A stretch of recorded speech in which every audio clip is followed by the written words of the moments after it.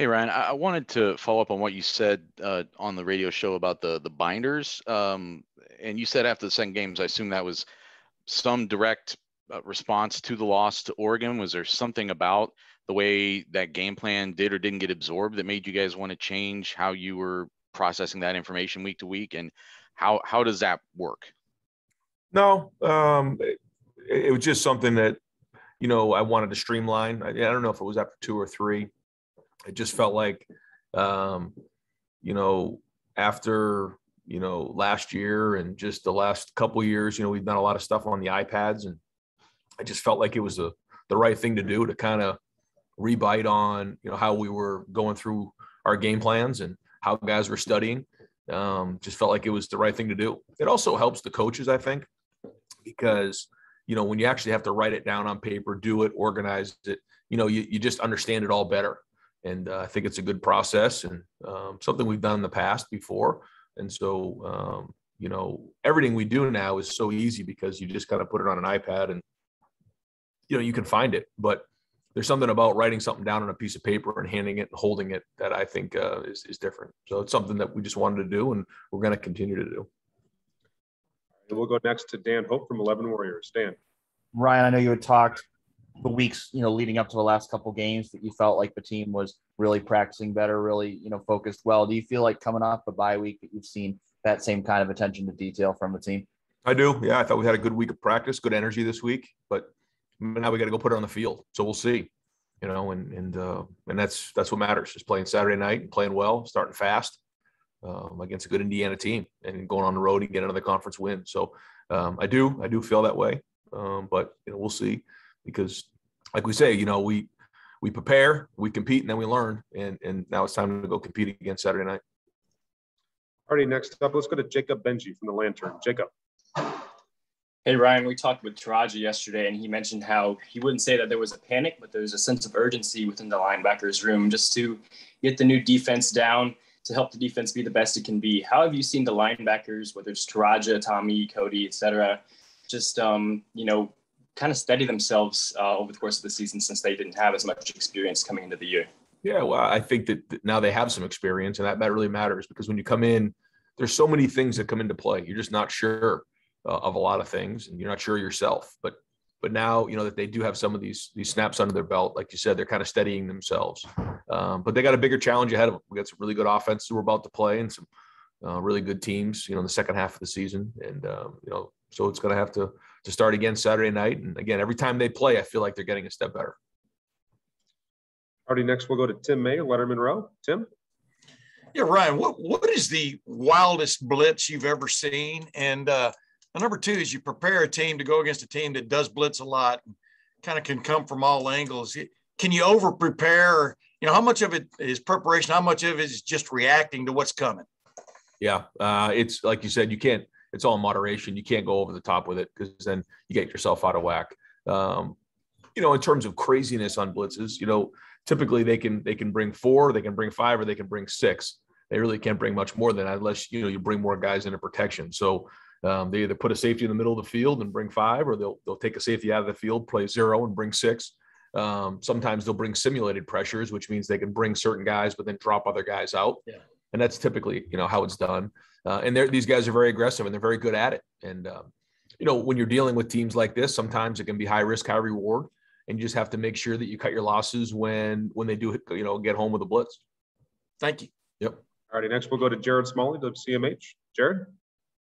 Hi, Ryan. Talking to some players after practice last night, and they mentioned it specifically that last year's game stuck with them and bothered them.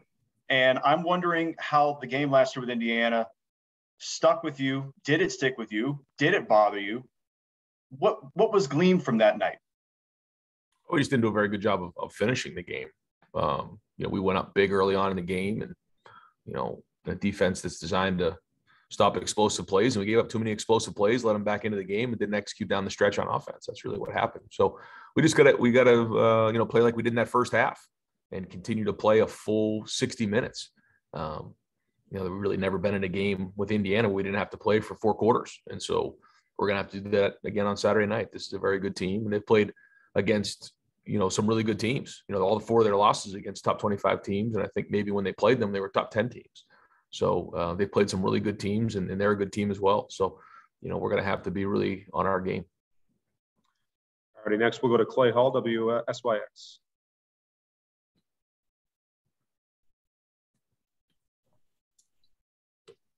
Can't hear you, Clay. Okay, Clay, can't hear you, Clay.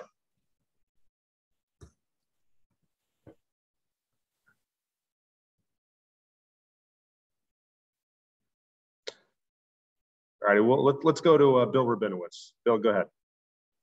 Hi, Ryan. Obviously, you've gotten a lot of contributions from your 2 freshmen. You mentioned that you have more of the kind of lying in the weeds. Who are some of those guys that you're expecting? And what kind of impact do you think they can make the second half of the year? It just depends on situations with injuries and what comes up in games. There's a bunch of guys who I think have been practicing very, very well. You saw what Emeka did last week, and Marvin Harrison's been practicing at a high level. I've seen Evan Pryor do some things. I've seen Jordan Hancock get better week in and week out. So where do these guys get an opportunity? You don't know, but we see some of these younger guys working hard to have a chance. Mike Hall's been really practicing well. Maybe they're going to start getting some more reps based on the situation. A lot of things can happen in these last 6 games, but I see a bunch of guys who are getting better because they're practicing better. Thank you. Yep. Okay, next up, Austin Ward, Letterman Row. Austin.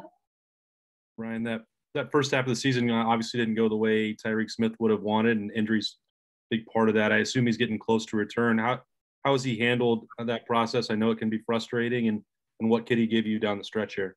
Yeah, a veteran player who has a lot of ability.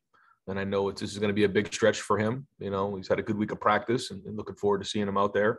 But this is important for him. I know he wants to finish his career the right way and play really well for us and produce at a high level. And, he's highly motivated and always has been. So it's good to get him back on the field. Already next up, Joey Kaufman, Columbus Dispatch. Ryan, back in August, you had mentioned that the team's vaccination rate for COVID was over 90%. And the university put in a mandate. The deadline for the first dose was last week. Has that percentage moved at all since you last updated us on that?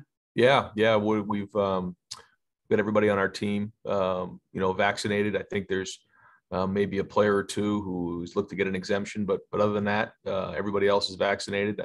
And we're a very, very high percentage. All right, we'll go next to Spencer Holbrook, Letterman Row.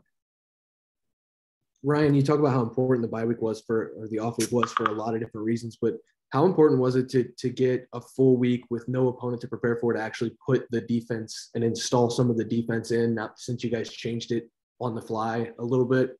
How important was it to have that time to just be able to go in and actually install some things after you guys switched everything up? Well, we haven't switched everything up. We have changed some things for sure. And it just allows us to kind of repaint the bridge on a lot of those things that, like you said, maybe you put something in week 3, week 4 that was new. And you only have a few days to kind of get that ready for Saturday. Bye weeks gives you an opportunity to get in there and just kind of dig into the details of those things so that you have them ready for the second half of the year and you understand them a little better. But then also look at some other things and possibly changing things up on either side of the ball because you're going to need those change ups, certainly in this game and a bunch of the games coming down the tube here. All righty, Clay, we'll give you another shot there.